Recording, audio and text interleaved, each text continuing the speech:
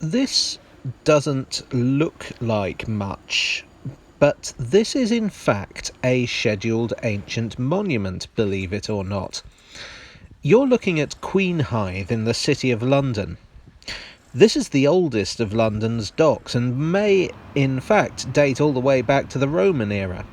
Certainly it was established when King Alfred showed up in 886 AD to rebuild the city, as it's mentioned in charters from that era. There's even evidence of Neolithic activity in the area.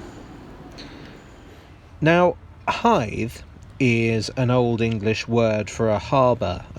Rotherhithe is another place in London that uses the suffix. This place is originally recorded as being named Ethelred's Hyde after King Ethelred, King Alfred's brother. He wasn't ready for the attention, and it took the name Queen Hithe in the 11th century. The queen in question was Queen Matilda, the wife of Henry I. Matilda was granted the duties on goods landed here. Matilda, also known as Good Queen Maud, made good use of the money she was granted here. She was a patron of the arts and had a number of churches and hospitals built around the city.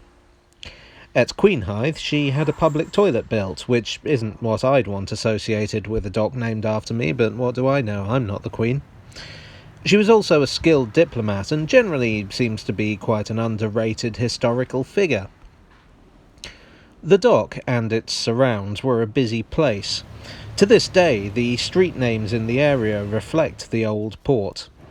At low tide you get some idea of how very different this area must have looked, as evidenced by the remains of timbers on both sides of the river. Queen Hithe saw the importation of furs, sugar, salt, timber and corn. It also did a thriving trade in passenger traffic upriver to places like Reading, Windsor, Kingston, Staines and all manner of other exotic locales.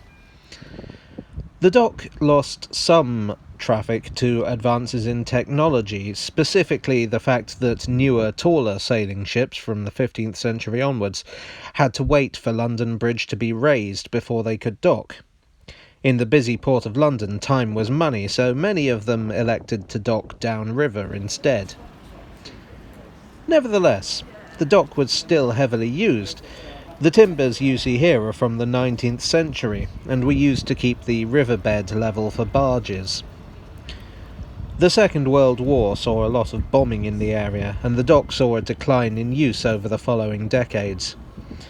In the early 1970s, redevelopment began and the dock was made a scheduled ancient monument, as I said earlier. It's silted up over the years, which has preserved a lot of the ancient features. It's the only Saxon dock in Britain still in existence.